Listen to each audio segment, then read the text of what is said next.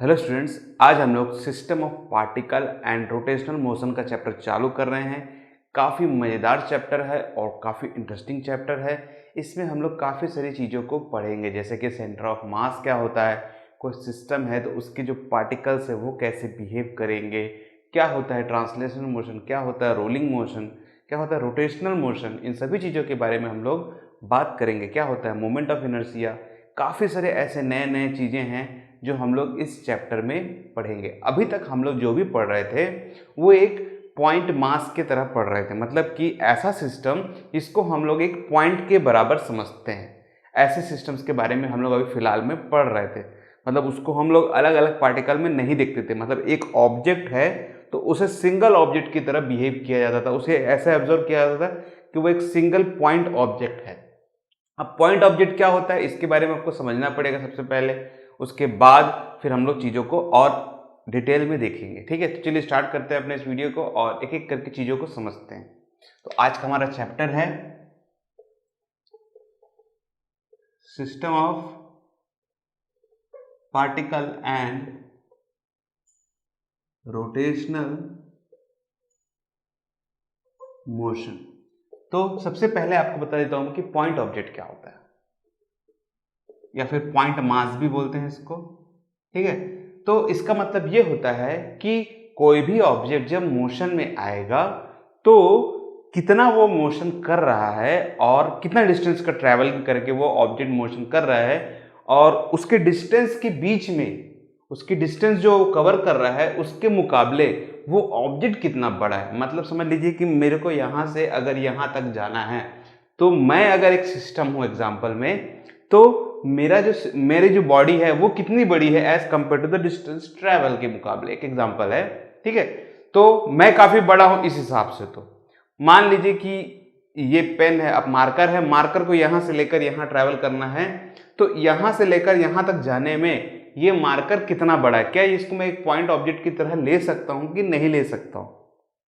अब इसको ऐसे समझ लीजिए कि इस ऑब्जेक्ट को पुणे से, मतलब समझ लीजिए दिल्ली से मुंबई जाना, एग्जांपल समझ लीजिए इसको, तो दिल्ली से मुंबई का जो डिस्टेंस है वो काफी ज्यादा है।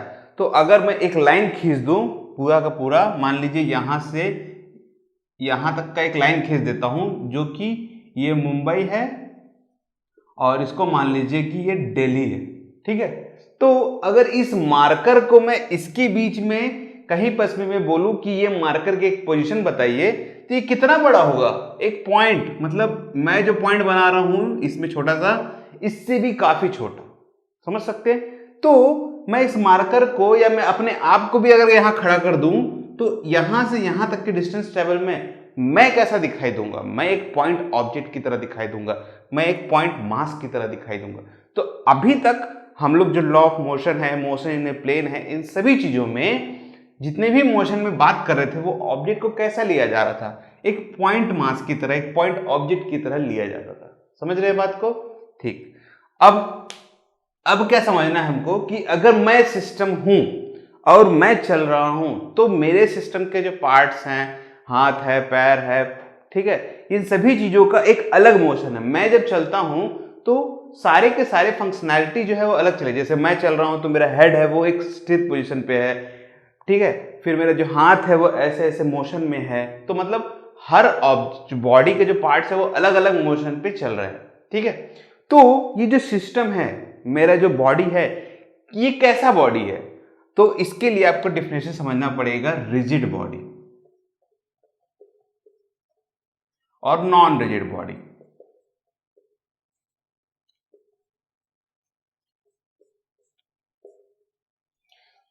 ठीक है, पॉइंट मास तो आपको समझ में आ गया होगा। ठीक है, अभी सिस्टम ऑफ पार्टिकल के अंदर हम लोग जा रहे हैं धीरे धीरे। अब समझिए रिजिड बॉडी क्या होता है, नॉन रिजिड बॉडी क्या होता है। मान लीजिए कि ये एक ब्लॉक रखा गया है यहां पास में, ठीक है। अब ये ब्लॉक किस चीज से बना होगा, ये ब्लॉक सैंड से बना होगा, मान लीजिए सीमेंट का मिक्सिंग होगा, मतलब कि पार्टिकल्स, छोटे छोटे पार्टिकल्स। ठीक है, अब छोटे छोटे पार्टिकल मिलके एक ब्लॉक बन गया है। तो इसका सिस्टम ऑफ पार्टिकल कहाँ है, इसका सिस्टम ऑफ पार्टिकल, इसके जो ये सैंड है, ये सीमेंट है, ये सब जब जुड़ते हैं तो ये सिस्टम का जो पार्टिकल है वो यही है, सैंड, सीमेंट के जो छोटे छोटे टुकड़े हैं वो सब क्या है, इस सिस्टम के पार्टिकल। जो जब मैं बोलूंगा तो मैं ऐसा नहीं बोलूंगा कि ये नंबर 1 सैंड है, ये 2 सैंड है, ये 3 सैंड है। मैं क्या बोलूंगा, मैं बोलूंगा कि ये एक ब्लॉक है, सैंड और सीमेंट का मिक्सिंग का एक ब्लॉक है, मैं ऐसे ही बोलूंगा। तो मैं सिस्टम किसको बोलूंगा, तो मैं सिस्टम बोलूंगा इस ब्लॉक को। तो पार्टिकल किसको बोलूंगा, तो पार्टिकल बोलूंगा मैं सैंड को, सीमेंट को। ये सब क्या है, पार्टिकल है। ठीक है, ठीक। अभी हम लोग क्या बात कर रहे थे कि अगर ये मोशन में है, पूरा सिस्टम मोशन में है, तो मैं इसको एक पॉइंट ऑब्जेक्ट की तरह मान के चलता था। अब मैं बोलता हूं कि ठीक है, मैं सिस्टम ऑफ पार्टिकल्स के बारे में अब बात करूंगा कि ये जो सिस्टम है, ये जो ब्लॉक है, ये जब मोशन में आएगा तो मैं इसे पॉइंट ऑब्जेक्ट की तरह ना लेके मैं समझना चाहता हूं कि इसके अंदर के जो सैंड है, सीमेंट है, इसके मोशन में कैसा बिहेवियर आएगा। समझ रहे हैं बात को? ठीक है, ये तो चल रहा है, ओके, नो प्रॉब्लम। पर इसके अंदर के जो पार्टिकल्स हैं वो भी मोशन में हैं। कैसा मोशन है, किस टाइप का मोशन वो लेगा कि नहीं लेगा, ठीक है, इसके बारे में पूछने लगे चीजों के बारे में। समझ लीजिए कि मैं गाड़ी में बैठा हूं, तो गाड़ी एक सिस्टम है, पर गाड़ी के सिस्टम के अंदर में काफी कुछ है। मैं खुद गाड़ी के अंदर बैठा हूं, उसके अंदर सीट है, व्हील है, इंजन है, नट बोल्ट्स हैं, इतने सारी चीजें हैं और हर कुछ अलग अलग टाइप से बिहेव करता है वहां पास में। तो कैसे पता करें कि कौन सा चीज कितना है और सिस्टम जो है वो कैसे बैलेंस हो जाता है, इन सभी चीजों को ध्यान दिया जाता है। ठीक है, तो वैसे तो 11th फिजिक्स के हिसाब से बहुत ही ज्यादा डेप्थ में नहीं दिया गया है, पर फिर भी इतना तो दिया है कि हमें कुछ चीजें तो पता चल ही जाएंगी। देखते हैं वो क्या क्या चीजें हमको समझ में आती है। ठीक है, तो अब आपको समझ में आ रहा होगा कि ये सिस्टम है, इसके अंदर में सैंड है, सीमेंट है, तो ये इसके पार्टिकल हो गए। ठीक है, अब रिजिड बॉडी किसको बोलते हैं, नॉन रिजिड बॉडी किसको बोलते हैं? तो मान लीजिए कि ये जो ब्लॉक है इसको मैं मोशन में लेके आया। ठीक है, अब मैं सिस्टम के हिसाब से बात कर रहा हूं, ना कि एक पॉइंट मास की तरह। ठीक है, तो इसको मैं मोशन में लेके आया, इसके पास कुछ वेलोसिटी आ गई। ओके है, ठीक। अब ये ब्लॉक है, इसके पास में कुछ वेलोसिटी आ गई, तो रिजिड बॉडी किसको बोलेंगे? रिजिड बॉडी उसको बोलेंगे जिसका ये पार्टिकल इन सभी पार्टिकल की वेलोसिटी क्या हो, सेम हो। अगर इस सिस्टम के पार्टिकल्स की वेलोसिटी सेम है किसके मुकाबले, इस ब्लॉक के जितना भी इस ब्लॉक का वेलोसिटी होगा उतना ही इस पार्टिकल की भी वेलोसिटी अगर हो गई, ठीक है, तो ऐसे वाले बॉडी जितनी भी होती हैं वो सब के सब क्या होती है, रिजिड बॉडी कहलाती है। समझ रहे हैं बात को? ऐसा नहीं ना कि ठोस है तो रिजिड है, ऐसा नहीं। जब मैं सिस्टम को मोशन में लेके आऊं और उसके अंदर के पार्टिकल जब सेम वेलोसिटी एक्वायर्ड करें, मतलब मोशन में भी वो उसका बिहेवियर चेंज नहीं होना चाहिए। समझ रहे बात को? कभी कभार ऐसा होता है कि कोई सिस्टम है, लगता है ठोस, जब उसको मोशन में लेके आते हैं तो उसकी जो कॉन्फ़िगरेशन है वो चेंज हो जाती है। तो ऐसे सिस्टम्स रिजिड ऑफ बॉडी नहीं कहलाते। ऐसे सिस्टम ही सिर्फ रिजिड ऑफ बॉडी कहलाते हैं जिसके पार्टिकल का बिहेवियर चेंज ना हो, जितना वेलोसिटी ये एक्वायर्ड किया है उतना ही ये भी एक्वायर्ड करेगा। ऐसे सिस्टम ही सिर्फ रिजिड बॉडी कहलाते हैं। अब देखिए, इसको मैं यहां से इधर मोशन में लेके आ रहा हूं, तो ऐसे मोशन को क्या बोलते हैं? तो देखिए, ऐसे मोशन को हम बोलते हैं, इसके लिए मैं आपको एक डायग्राम बना के दिखाता हूं। मान लीजिए कि ये ब्लॉक है, ठीक है, ये ब्लॉक में इस पॉइंट पे एक पार्टिकल था जिसको P1 मान लीजिए, यहां पास एक पार्टिकल था इसको आप P2 मान लीजिए। ठीक है, ये ब्लॉक नीचे की तरफ आ रहा है तो इसके पार्टिकल्स भी नीचे की तरफ आएंगे विद द सेम वेलोसिटी। तो ये बन गया एक रिजिड बॉडी। और ये सिस्टम जो नीचे आ रहा है, ये जो मोशन हो रहा है, इसको क्या बोलते हैं? इसको बोलेंगे ट्रांसलेशनल मोशन। ठीक है, बहुत ही सिंपल सा, मतलब कि ऐसी बॉडी जो सिर्फ एक डायरेक्शन में चलती है। समझ रहे हैं? तो ऐसे सिस्टम को हम बोलेंगे ट्रांसलेशन मोशन। अभी एक चीज का आप ध्यान रखिएगा, नॉर्मली ये चीजें ऐसी हैं कि जो रिजिड बॉडी है, हम मानते हैं कि ऐसे सिस्टम जिसके पार्टिकल की वेलोसिटी सेम हो जाए ऑब्जेक्ट की वेलोसिटी के मुकाबले, but in the real life ऐसा पॉसिबल हो ही नहीं सकता। ठीक है, तो ऐसा कब नहीं है, क्योंकि अगर हम डेप्थ में ना जाएं, मान लीजिए कि ये सैंड है, ये सीमेंट है, तब ओके है, ठीक है। अब इसकी डिटेल में चले गए हम कि ठीक है, मान लिए भैया कोई बोल दिया बच्चा उठ के कि ठीक है सैंड है, सैंड तो किसी चीज से बना है, वो मैटर है, तो मैटर मतलब मॉलिक्यूल से कुछ ना कुछ मिक्स होकर बना होगा, वो ऐसा कुछ तो होगा। फिर उसका एक एटॉमिक स्ट्रक्चर है, एटम्स, उस एटम्स के अंदर में इलेक्ट्रॉन है, प्रोटॉन है, इलेक्ट्रॉन घूम रहा है, तो अलग इलेक्ट्रॉन घूम रहा है प्रोटॉन के चारों तरफ में। तो क्या ऐसे में भी हम इसको बोल पाएंगे क्या ट्रांसलेशनरी मोशन या फिर ये रिजिड बॉडी है, क्योंकि इसके अंदर के पार्टिकल के इलेक्ट्रॉन्स की जो वेलोसिटी है वो तो अलग है ना इस सिस्टम अगर ये स्ट्रेस पोजीशन पे भी है तब भी तो वो मोशन में है, तो क्या इसको बोल पाएंगे? तो हम उतना डिटेल में नहीं जाते हैं चीजों के, समझ रहे हैं बात को? हम कहां, हम सैंड तक ही जाते हैं, उसके अंदर लेवल तक नहीं जाते। तो अब अगर आपको रिजिड बॉडी बोलना है तो आप सैंड तक ही जाइए, डिटेल में जाएंगे तो आप बोल सकते हैं कि दुनिया में ऐसा कोई भी ऑब्जेक्ट नहीं है जो कि रिजिड बॉडी को एक्वायर कर दे, रिजिड बॉडी वो है ऐसा हम बोल ही नहीं पाएंगे, ठीक है? ठीक, तो अब ये मोशन में आया, तो ऐसे मोशन को क्या बोलते हैं यहां पास में? ट्रांसलेशनरी मोशन। सिंपल सी बात एकदम, जिसमें इस सभी पार्टिकल की जो वेलोसिटी है उसे क्या लेंगे? सेम लिया जाएगा, ठीक है? Non rigid body, non rigid body का मतलब ऐसी चीजें जो लिक्विड फॉर्म में, जिसके पार्टिकल्स मोशन में आ जाते हैं अलग अलग मोशन। मान लीजिए कि पानी है, ठीक है? पानी का जब फ्लो होता है तो इसके पार्टिकल्स जो हैं उन सभी पार्टिकल्स की वेलोसिटी अलग अलग होती है, जो मॉलिक्यूल है हमारा उसकी वेलोसिटी अलग अलग होती है। अभी ये सरफेस से बहता हुआ जा रहा है तो ये सरफेस पे जो अटक रहा है, सरफेस से टच होके जा रहा है, उसकी वेलोसिटी अलग होगी।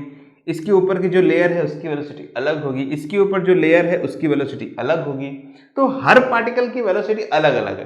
तो ये सब क्या है? नॉन रिजिड बॉडी है। तो ऐसे सिस्टम जिसके पार्टिकल की वेलोसिटी डिफरेंट हो जाए, डिफरेंट पार्टिकल वेलोसिटी बोल सकते हैं इसको, डिफरेंट पार्टिकल्स ऑफ वेलोसिटी।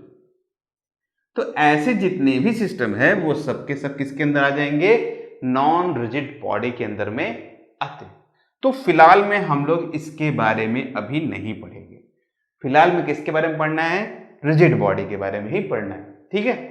ठीक है, अब समझिए, अब हमको, ठीक है, तो रिजिड बॉडी के बारे में ही पढ़ना है। रिजिड बॉडी के बारे में पहला पढ़े थे हम लोग ट्रांसलेशनरी मोशन। अब ट्रांसलेशनरी मोशन में एक और सिस्टम आया हमारे पास में, देखिए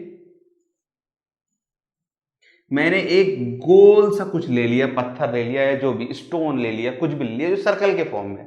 अब इसको मैंने एक इंक्लाइंड प्लेन में ऐसे छोड़ दिया, तो ये जो सर्कल, ये तो आपको दिख रहा है सर्कुलर फॉर्म में, ठीक है, गोल फॉर्म में, ये क्या हुआ?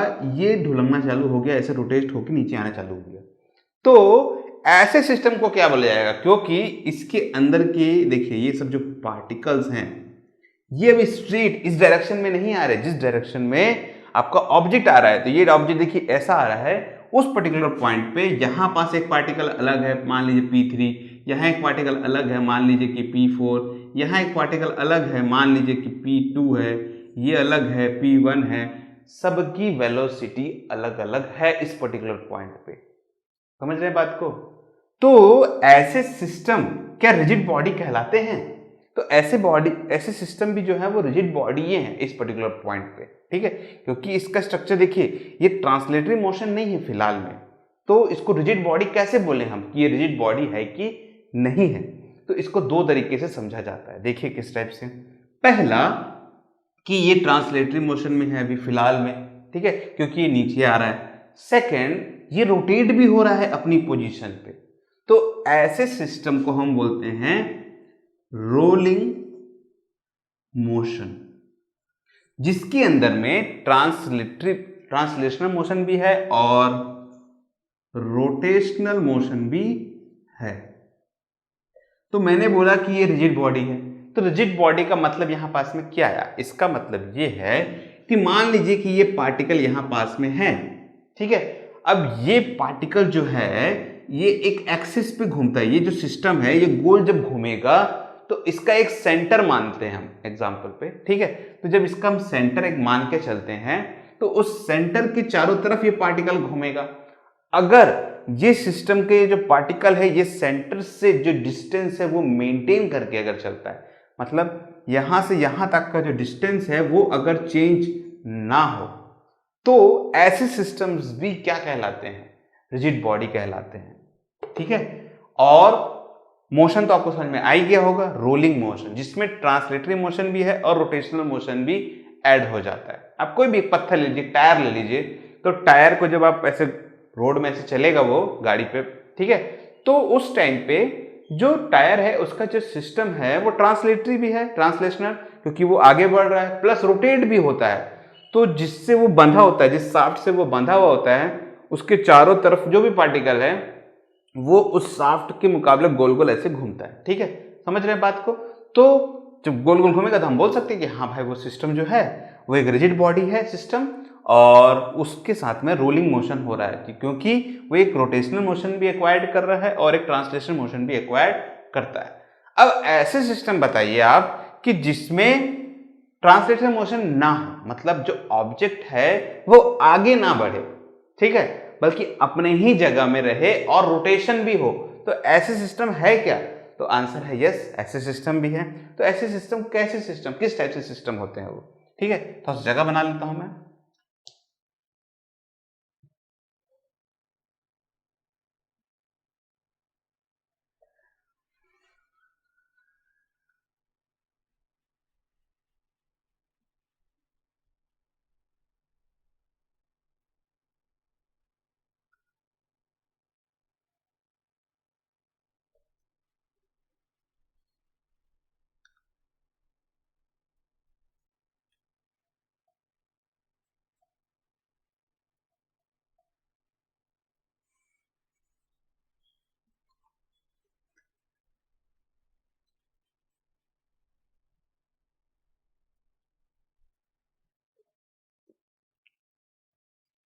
ओके, तो रोटेशनल मोशन में किस टाइप के मोशन है? मान लीजिए कि ये एक फैन है, ठीक है। अब ये फैन है और ये इसका एक्सेस है जहां पास में ये बांध दिया गया है, ठीक है। तो एक्सेस किसको बोलते हैं? एक्सेस उसको बोलते हैं जिसके सिस्टम ऑफ पार्टिकल इससे, ये जो एक लाइन देख रहे हैं, ये जो लाइन है, इससे इसके सिस्टम ऑफ पार्टिकल जो डिस्टेंस है रिजिड बॉडी का, ठीक है, रिजिड बॉडी के जो पार्टिकल हैं वो डिस्टेंस को मेंटेन करके चलते हैं। मान लीजिए कि यहां पास में ये ब्लेड है, यहां पास में एक पॉइंट है, ये रोटेट होना चालू हो गया। जब ये रोटेट होना चालू हुआ तो इसका पार्टिकल जब ऐसे गोल इसके चारों तरफ इस टाइप से घूमेगा, इस टाइप से, ठीक है, तो एक लाइन से वो ये पार्टिकल जो है वो डिस्टेंस को मेंटेन करके चलेगा। तो जब ऐसा होगा तब ऐसे लाइन को हम बोलते हैं एक्सिस ऑफ लाइन। समझ रहे हैं?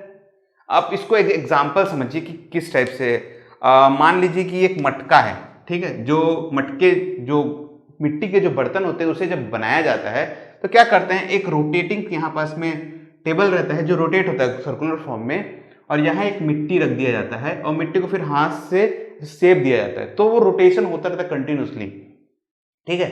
अब यहाँ पास में जो मिट्टी रख दी है यहाँ पास में, समझ लीजिए, तो इसका एक एक्सेस बनता है यहाँ पास में, तो उस एक्सेस से सिर्फ यहाँ पास में हाथ लगाया जाता है और ये मटका इस टाइप से ऐसे तैयार हो जाता है। इस जगह में सिर्फ हाथ लगाया जाता है, तो यहां से यहां तक का जो डिस्टेंस है वो इक्वल निकल के आता है। क्यों? क्योंकि ये रोटेट होता है और जिस जगह में हाथ लगाया जाता है, जो कारीगर होता है उसे मालूम होता है कि मुझे एक्सिस को इसको बनाना है, ठीक है, तो एक्सिस को इसको बनाना है। अब इसके से ये एक रिजिड बॉडी मान के चलते हैं, बनाना है हमको रिजिड बॉडी, ठीक है। जब ये मिट्टी है तब नहीं, जब ये ठोस हो जाएगा तब ये रिजिड बॉडी में इसको कन्वर्ट कर दिया जाएगा।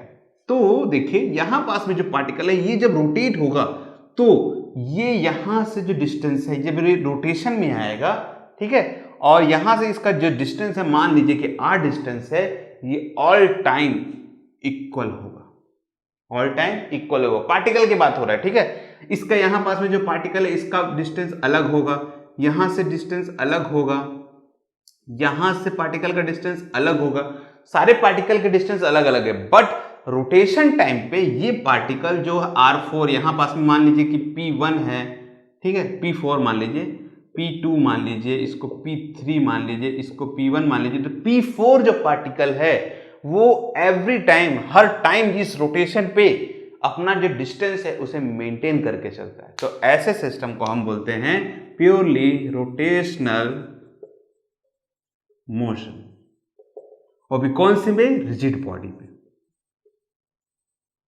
ठीक है, आपको ऐसे देखने मिलेगा। अब रोटेशन देखिए अलग अलग टाइप के आपको दिखेंगे, बहुत सारे ऐसे टेबल फैन होता है, तो टेबल फैन का जो रोटेशन होता है वो कैसा होता है, टेबल फैन के रोटेशन में मान लीजिए कि मैं ऐसे इस टाइप से एक टेबल है इस टाइप से, और इस टेबल पे यहाँ पास में एक ब्लेड लगा है, अब इसका चक्री ऐसे से गोल गोल गोल गोल घूम रहा है, तो एक रोटेशन हो गया ये वाला। सेकंड, टेबल जो होते हैं वो ऐसे मूवमेंट भी लेते हैं, इस टाइप से मूवमेंट लेते रहते हैं, मतलब चारों तरफ हवा फैलनी चाहिए, तो इस पर्टिकुलर पॉइंट पे दो एक्सेस मेंटेन होता है। जैसे ये टेबल है, ठीक है, तो पहला ये वाला एक्सेस ये रोटेट होगा, ठीक है, अगर मुझे रोटेट करना है तो, नहीं तो कोई प्रॉब्लम नहीं है, तो ये रोटेट होगा। देखिए तो ये ऐसे ऐसे इधर इधर मूवमेंट लेगा, इधर इधर इधर इधर मूवमेंट लेगा। सेकंड ये वाला इस टाइप से सर्कल के फॉर्म में घूमेगा, तो ये इसका एक्सेस ये वाला हो गया, इसका एक्सेस कौन सा हो गया, ये वाला, इसका एक्सेस कौन सा हो गया, ये वाला। ठीक है, तो ये दो एक्सेस को मेंटेन करके चलता है, तो ऐसा भी होता है। अब जब ये सिस्टम जो है ये रोटेशन में आ रहे हैं, रोटेशनल मोशन की बात है, तो आपने भौरा या फिर लट्टू का नाम सुना होगा, ठीक है, तो अगर सुना है तो उसको समझिए कैसे वर्क करता है और उसका एक्सेस को कैसे डिफाइन किया जाएगा। सबसे पहले एक चीज का ध्यान रखिए कि 2 डायमेंशन अगर मुझे समझना है, देखिए मान लीजिए कि ये है सिस्टम है ये, और इसे मैं इस टाइप से ऐसे रख दूं, इस टाइप से ऐसे रख दूं, तो ये इसका एक्सिस, ये एक्स एक्सिस मान लीजिए, इसको वाई एक्सिस मान लीजिए, तो कोई भी सिस्टम है तो इसको इस पे मोशन पे जो आना है, तो ये ऐसे मोशन पे आ सकता है या ऊपर आ सकता है ऐसे, तो ये सिस्टम कितने प्लेन पे चलेगा, कितने एक्सिस पे चलेगा, 2 एक्सिस पे चलेगा। बट इसको मैं ऐसे रख के ऐसे गोल घुमा दूं मान लीजिए, तो इसको कितना जरूरत पड़ेगा, इसको 3 एक्सिस की जरूरत पड़ती है। समझ रहे बात को, ठीक है, तो 3 एक्सिस की बात की जरूरत अगर पड़ती है तो लट्टू को देखिए किस टाइप से, इसको मान लीजिए कि x एक्सिस है, ये y एक्सिस है, अब इसके ऊपर एक भौरा रख दिया गया है जो कि गोल गोल घूम रहा है, पहला, ठीक है, ठीक। अब देखिए यहां पास में एक ये पॉइंट ऑफ कांटेक्ट होता है, ये चेंज नहीं करना है हमको। इस टाइप के आपको एक खिलौने भी दिखाई देते हैं कि इस टाइप से एक रहेगा बटन, ऐसे छोड़ेंगे तो भौरा जो है गोल गोल घूमना चालू हो जाता है, ठीक है, ठीक है। देखिए इसको, ये एक पॉइंट ऑफ कांटेक्ट है। अब देखिए इसमें मेन चीज क्या है, ये जो भौरा है इसका एक्सिस है कुछ ऐसा, तो इसका एक्सिस ऑफ जो रोटेशन है वो कैसा, क्योंकि पहला ये जो है वो 3 डायमेंशन है, तो इसका एक्सिस ऑफ रोटेशन कैसा होगा, अगर ये भौरा जो है ये 2 प्लेन पे रखा गया, मान लीजिए कि ये एक्स है वाई है, एक्स वाई प्लेन पे रख दिया गया है, ये एक्स और ये जेड है, ठीक है, एक्स और जेड प्लेन पे रखा गया है इसको, तो इसका एक्सिस ऑफ रोटेशन किस पे बनेगा, तो इसका axis of rotation Y axis पे बनेगा, क्योंकि ये जो भौरा है ये एक्स और जेड एक्सिस पे रखा गया है, क्योंकि अब इस सिस्टम को रखना है मुझे, तो ये एक एक्सिस पे तो रखना पॉसिबल ही नहीं है, ठीक है, तो इसको रखने के लिए 2 एक्सेस तो चाहिए ही चाहिए। तो जो भी एक्सेस मैं लेना चाहता हूं, जरूरी नहीं है ना, देखिए बुक में भी अलग अलग टाइप के अलग अलग चीजें दी रहती है, मतलब कभी आप इसको एक्स वाई अलग अलग ले सकता है, कोई भी एक्सेस ना, डिपेंड करता है, मेन है आपको समझना है कि किस एक्सेस पर रोटेट कर रहा है, ठीक है। तो अगर सिस्टम एक्स और जेड पे रखा गया है तो इसका एक्सिस ऑफ रोटेशन जो है वो किस पे रहेगा, वाई एक्सिस पे रहेगा। मान लीजिए कि सिस्टम एक्स और वाई एक्सिस पे रखा गया है, ठीक है, तो जेड एक्सिस पे इसका रोटेशन रहेगा। समझ रहे हैं बात को, तो रोटेशन ऑफ एक्सिस किस पे है, थर्ड वाले एक्सिस पे रहने वाला है। अब यही सिस्टम को मैं ऐसा भी बना सकता हूं, देखिए कि इसका जो एक्सिस ऑफ रोटेशन है ये सिर्फ वाई एक्सिस पे ही डिपेंड नहीं करता। देखिए किस टाइप से, मान लीजिए कि ये एक्स है, ठीक है, ये एक्स है, ये वाई है और ये जेड है, और यहां एक भौरा है, और देखिए इस टाइप से है, ये कौन सा पोजीशन है, ये जब भौरा को चलता है तो ओके सीधा चल रहा है, फिर धीरे धीरे उसकी स्पीड डाउन होती है, तो वो क्या ऐसे ढुलंगना चालू हो जाता है, थोड़ा थोड़ा थोड़ा थोड़ा, तो ढुलंगना चालू होता है तो ये सिस्टम क्या तिरछा ऐसे थोड़ा तिरछा घूमने लग जाता है, मतलब ऐसे तिरछा हो गया, ये अगर देखिए इसको ऐसा रखा गया है तो ये घूम रहा है, थोड़ी देर बाद ये ऐसे ऐसे इस टाइप से घूमने लग जाएगा, देख रहे हैं, ठीक। तो इस पॉइंट पे क्या होता है कि इसका ये पॉइंट ऑफ कांटेक्ट जो है वो फिक्स है, ठीक है, पॉइंट ऑफ कांटेक्ट क्या है, फिक्स है। ये सिस्टम के जो पार्टिकल हैं वो भी इसके एक्सिस, ये जो एक्सिस देख रहे हैं इस एक्सिस के ही चारों तरफ घूम रहे हैं, मतलब कि ये ऑब्जेक्ट एक रिजिड बॉडी है। समझ रहे हैं? ठीक है, अब ये समझने वाली बात है कि क्या ये रोटेशनल मोशन है कि नहीं है। तो yes, it is rotational motion, but इसका ये जो एक्सिस है ये फिक्स्ड नहीं है। क्या है? फिक्स्ड नहीं है, नो फिक्स्ड। ठीक है, क्या है इसका जो एक्सिस है क्या होता है? चेंज होते जा रहा है, ऐसा होता है। जैसा कि मैंने आपको बताया कि ट्रांसलेशन में भी ये ऑब्जेक्ट ऐसे आ रहा है अगर, तो क्या ये फिक्स है कि एकदम सीधा सीधा ही आएगा? क्या ऐसे मुड़ नहीं सकता क्या? वैसे ही रोटेशन में भी देखिए, मैं पंखे को अगर बांध भी दूं तो क्या पंखा एकदम स्ट्रेट ऐसे घूमता है क्या? अगर आप ध्यान देखेंगे तो वो वाइब्रेट भी करता है, तो उसका एक्सिस ऑफ रोटेशन चेंज भी होता है। वैसे ही इलेक्ट्रो का भी एक्सिस ऑफ रोटेशन जो है वो चेंज हो सकता है। तो इसको समझने की जरूरत क्यों हमको? मेन बात यह है कि हमको ये बात समझ में आनी चाहिए कि कोई भी ऑब्जेक्ट जो है वो रोटेट कैसे कर रहा है, क्या उसका एक्सिस ऑफ रोटेशन है, क्या वो चेंज होता है कि नहीं होता है, ये हमें मालूम होना चाहिए ना। तभी तो हम कुछ क्वेश्चन, अगर कुछ मेरे पास में क्वेश्चन आया तो मैं उसे सॉल्व कर पाऊंगा उस तरीके से। ठीक है, तो देखिए रोलिंग मोशन में ट्रांसलेटिव और रोटेशनल मोशन दोनों होता है। फिर रोटेशनल मोशन भी होता है जो रिजिड बॉडी का है। रिजिड बॉडी में ही एक्सिस ऑफ रोटेशन जो है वो 3 डायमेंशनल कैसे लिया जाता है, और एक्सिस जो है, एक्सिस ऑफ रोटेशन, क्या वो चेंज होता है कि नहीं? तो yes, it is change, rigid body में भी चेंज होता है। ठीक है, तो इतने टाइप के मोशन हैं आपके पास में। अब एक और टाइप का मोशन भी है, ट्रांसलेटिव रोटेशन में ही है। आपको मैं डायग्राम बना के नहीं बताता हूं, उसको आप ऐसे इमेजिन कर सकते हैं। मान लीजिए कि आप एक बॉटल लिए हैं और बॉटल को आपने इस टाइप से थ्रो किया।